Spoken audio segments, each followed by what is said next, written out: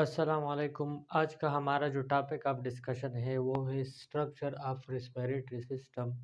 लेकिन इससे पहले कि मैं आपको रिवाइज करता चलूँ कि रिस्पिरेटरी सिस्टम क्या होता है। देखिए ये वो सिस्टम होता है, it is that system through which the gases exchange between the body and its environment takes place is called respiratory system। देखिए, हमको पता है कि हमारी बॉडी के लिए ऑक्सीजन का होना बहुत ज़रूरी है और इसके बदले यानी जब मेटाबॉलिक प्रोसेस हो जाए, यानी ऑक्सीडेशन रिडक्शन प्रोसेस हो जाए, तो इसके बदले CO2 बनता है और CO2 का हमारे बॉडी से बाहर जाना बेहद ज़रूरी होता है। यानी ऑक्सीजन का हमारी बॉडी में अंदर आना और CO2 का बाहर जाना, इस सारे प्रोसेस को हम रिस्पिरेटरी सिस्टम कहेंगे। अच्छा, इस रिस्पिरेटरी सिस्टम को करने में बहुत से स्ट्रक्चर इन्वॉल्व होते हैं, जो इस लेक्चर में हम उसके बारे में डिटेल स्टडी करेंगे। सबसे पहले जो स्ट्रक्चर होता है वो है nose. It is the external part of respiratory system. ये रिस्पिरेटरी सिस्टम का एक्सटर्नल पार्ट होता है, विजिबल पार्ट होता है, जैसे कि ये नोज़ हो गया, ये विजिबल है फेस पर। और इस तरह through which respiratory gases enter into respiratory tube, जिसके ज़रिए रिस्पिरेटरी गैसेस जो है वो रिस्पिरेटरी ट्यूब में दाखिल होते हैं। अच्छा, इट कंसिस्ट ऑफ नोस्ट्रिल। ये नोस्ट्रिल पर मुश्तमिल होता है, ये जो नथने हैं ये इस पर मुश्तमिल होते हैं। और नेज़ल कैविटी, नेज़ल कैविटीज़ इसमें पाए जाते हैं, 2 nasal cavity, each nostril leads to 2 nasal cavities. और इस नेज़ल कैविटी के दरमियान एक हार्ड कार्टिलेजिनस वॉल प्रेजेंट होता है, जिसको हम नेज़ल सिस्टम कहेंगे, जो नेज़ल सिस्टम हो गया। इट कंटेन्स हियर, नोज़ के अंदर हियर होते हैं, म्यूकस होता है, सीलिया होता है एंड ब्लड कैपिलरीज, और ब्लड के कैपिलरीज भी पाए जाते हैं। अच्छा, हियर नोज़ जो है वो सिलिएटेड एपिथेलियल सेल से मिलकर बना होता है इंटरनली, और सिलिएटेड एपिथेलियल सेल जो है वो रखता है, हियर को रखता है, सीलिया म्यूकस होता है इसमें।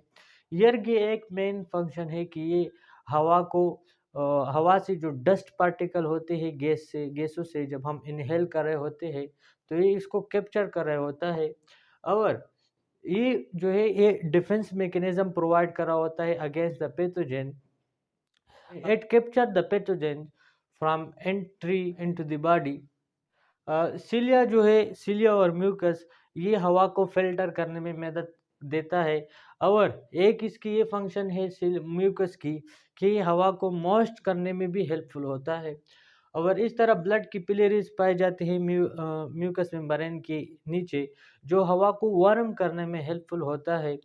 और इसी तरह हमारे पास जो कैपिलरीज है ये 30 डिग्री सेंटीग्रेड डिग्री से तक ये क्या करता है, हवा को वार्म करने में ही हेल्पफुल होता है, ताकि रिस्पिरेटरी जो ट्यूब है वो ड्राई होने से बचा सके। अच्छा, इसके बाद हमारे पास फेरिंक्स आता है। इसकी शेप क्या होता है, it is a muscular tube. ये एक मस्कुलर ट्यूब होता है और पैसेज या एक पैसेज होता है। और इसकी साइज कितने होते हैं, 4.5 सेंटीमीटर, यानी ये लेंथ में वाक़या होता है। और इसकी location just below the skull, और ये कुपड़ी के नीचे वाक़या होता है, और ऊपर की तरफ ये वाइडर होता है, और वो कुपड़ी के नीचे वाक़या होता है।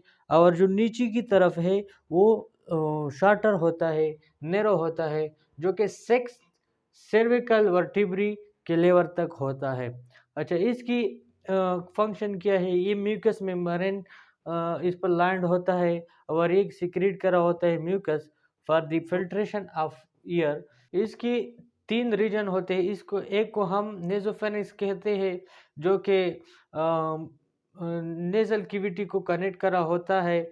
और इसकी जो दूसरी पार्ट होती है वो ओरोफेरिंक्स कहलाते हैं, जो नेज़ल कैविटी को ओरल कैविटी के साथ वो कनेक्ट करा होता है, और ये एक रास्ता प्रोवाइड कर रहा होता है फॉर गैसेस।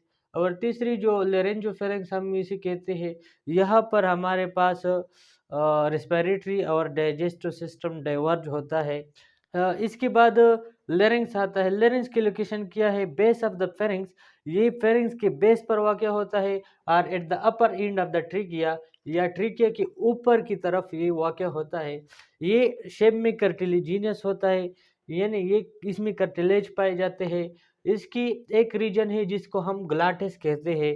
इसकी लरिंक्स की जो ओपनिंग है उसको हम ग्लाटिस कहेंगे। और इसकी ऊपर ओपनिंग के ऊपर एक ढकना सा होता है जो कि इसको फूड पार्टिकल और लिक्विड से प्रिवेंट करने में हेल्पफुल होता है। और इसकी एपिग्लाटिस जिसको हम एपिग्लाटिस कहेंगे। इसके बाद हमारे पास टू फाइब्रस बैंड होते हैं जो कि वो जिसको हम वोकल कार्ड कहते हैं। As the air passes through the vocal cord the bands and produce sound, जो साउंड प्रोड्यूस करा होता है और वो साउंड फिर टंग्स और लिप्स की रोलिंग की वजह से वो वर्ड में तब्दील हो जाते हैं। अच्छा, इसके बाद हम देखते हैं कि बाज़ औक़ात एडल्ट जो वुमन है उसकी हाई पिच साउंड होता है क्योंकि उसकी जो वोकल कॉर्ड होते हैं बेंड्स होते हैं वो साइज़ में छोटे होते हैं और वो हाई फ्रीक्वेंसी के साथ वाइब्रेट कर रहे होते हैं, जिसकी वजह से वो हाई पिच साउंड प्रोड्यूस कर रहा होता है। इसके बदले में इसकी बजाय वो जो एडमिन होता है वो लो पिच साउंड प्रोड्यूस कर रहा होता है क्योंकि उसकी वोकल कॉर्ड की जो साइज़ होती है वो बड़ा होता है। अच्छा, इसके बाद इसको हम वो साउंड बॉक्स भी कहेंगे या वॉइस बॉक्स भी कहेंगे क्योंकि ये साउंड प्रोड्यूस करने में हेल्पफुल होता है या वॉइस प्रोड्यूस करने में हेल्पफुल होता है। इसके बाद हमारे पास ट्रिकिया हो गया। ट्रिकिया की लोकेशन क्या है? ट्रिकिया ए स्टेबल कार्टिलेजिनियस स्ट्रक्चर, ये एक ट्यूब नुमा कार्टिलेजिनियस स्ट्रक्चर होता है प्रेजेंट बिलो द लैरिंक्स, जो कि लैरिंक्स की नीची वाले हिस्से में प्रेजेंट होता है। अच्छा, इसकी लेंथ क्या है? 11 सेंटीमीटर ये लेंथ में होता है और वेथ में क्या होता है 2 to 2.5 सेंटीमीटर ही वेथ में होता है। ये भी एक कार्टिलेजिनियस रिंग्स पर मुश्तमिल होते हैं जो 16 to 20 सी शेप स्ट्रक्चर होते हैं और इस पर में सीलिया भी प्रेजेंट होते हैं। वो हवा को वार्म होने में या फिर हवा को फिल्टर होने में ये मदद देते हैं। इसके बाद म्यूकस मेम्ब्रेन होता है जो म्यूकस को सिक्रीट कर रहा होता है और ये हवा को मॉइस्ट करने में हेल्पफुल होता है। इसके बाद ब्रोंकाई, ब्रोंकाई ट्यूब जो होते हैं जब ट्रेकिया डिवाइड हो जाए तो इसके बाद ब्रोंकाई बनता है। ब्रोंकाई टू ट्यूब्स होते हैं जो कि राइट और लेफ्ट ब्रोंकाई हम इसको कहते हैं। कार्टिलेजिनियस स्ट्रक्चर होते हैं जिस तरह के ये ट्रिकिया हो गया और इसकी म्यूकस मेम्ब्रेन इस पर लाइन होता है जो म्यूकस को सिक्रीट कर रहा होता है और वह हवा को मॉइस्ट करने में हेल्पफुल होता है। अच्छा, ब्रोंकाई जो है ईच लंग्स को हवा को डिवाइड होने में ये हेल्पफुल होता है। अच्छा, इसके बाद ब्रोंक्यूल्स है। The bronchi divide and redivide, जब ये ब्रोंकाई डिवाइड एंड रीडिवाइड हो जाए तो आखिरकार ये ब्रोंक्यूल्स बनाते हैं एंड फॉर्मिंग ईयरवे नेटवर्क, और एक ईयरवे नेटवर्क बनाता है कॉल्ड ब्रोंक्यूल जिसको हम ब्रोंक्यूल कहते हैं। ये नॉन कार्टिलेजिनियस होता है। पॉइंट टू बी नोटेड, क्या होता है? नॉन कार्टिलेजिनियस, क्योंकि यहाँ पर कार्टिलेज नहीं पाया जाता है और इसकी जो डायमीटर है 1 मिलीमीटर इन डायमीटर होता है। अच्छा, इसकी एक मेन फंक्शन है ये हवा को डिस्ट्रीब्यूट करने में ये हेल्पफुल होता है। किस चीज़ में? लंग्स में। अच्छा, इस इसके बाद हमारे पास एल्विलाई होता है। एल्विलाई को हम ईयर सैक भी कहते हैं। The bronchioles divide and redivide, ये जो ब्रोंक्यूल्स होते हैं वो डिवाइड और रीडिवाइड होते हैं और आखिरकार फाइनली एंटर इनटू एल्विलाई और आखिरकार इनविलाई में दाखिल हो जाते हैं। अच्छा, एल्विलाई की जो स्ट्रक्चर है वो स्केमस एपिथेलियम सेल से मिलकर बने होते हैं जो कि 0.1 माइक्रोमीटर इन डायमीटर होते हैं और यहाँ पर डिफ्यूजन ऑफ गैसेस हो रहा होता है और ये इंटरनली वाटरी लेयर से ये मिलकर बना होता है ताकि डिफ्यूजन अच्छी तरीके से मुफीद तरीके से हो जाए। अच्छा, इसके बाद स्क्वेमस एपिथेलियम से मिलकर बना होता है। एक्सचेंज ऑफ गैसेस, यही वो पार्ट होता है जहाँ पर गैसों का तबादला हो रहा होता है। अच्छा, इसकी फंक्शनल यूनिट है लंग्स की क्योंकि यहाँ पर जो ऑक्सीजन है वो अंदर जाता है ब्लड कैपिलरीज के ज़रिए, डिफ्यूजन के प्रोसेस के ज़रिए, और जो CO2 होता है वो बाहर जाता है, वो डिफ्यूजन के ज़रिए एक्सटर्नल एनवायरनमेंट में वो एक्सपेल हो जाता है।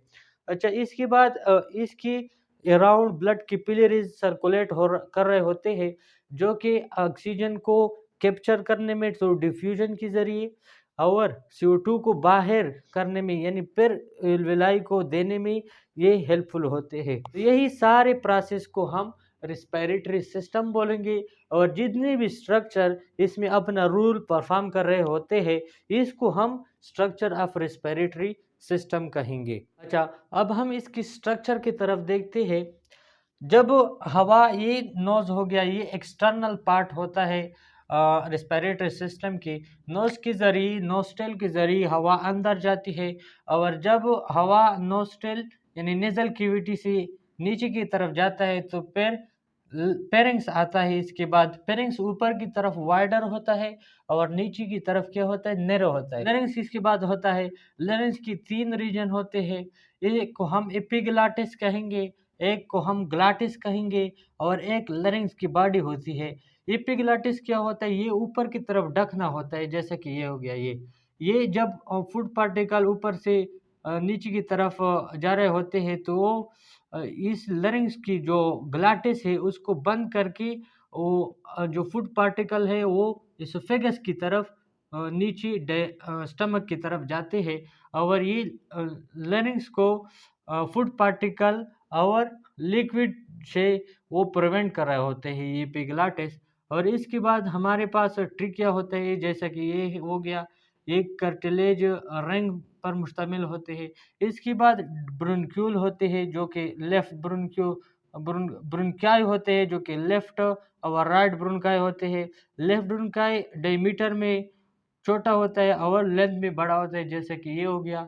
और राइट ब्रोंकाई जो होता है वो डायमीटर में बड़ा होता है और इसकी जो लेंथ होती है वो शॉर्टर होती है। इसी तरह हमारे पास ब्रोंकाई जब डिवाइड एंड रीडिवाइड हो जाए तो फिर ब्रोंक्यूल बनते हैं। ब्रोंक्यूल जब डिवाइड एंड रीडिवाइड हो जाए तो फिर ये एल्वेलाई की तरफ ये एंटर हो जाते हैं, ईयर सेक की तरफ। जब ईयर सेक्स में हमारे पास एल्वेलाई प्रेजेंट होते हैं, जहाँ पर एक्सचेंज ऑफ गैसेज हो रहा होता है। तो यही सारे प्रोसेस को हम रेस्पिरेटरी सिस्टम बोलेंगे। इसकी वजह से गैसों का तबादला हमारे जिस्म में हो रहा होता है। तो डियर स्टूडेंट, ये था हमारा आज का लेक्चर। नेक्स्ट लेक्चर के लिए दीजिए इजाज़त। वस्सलाम।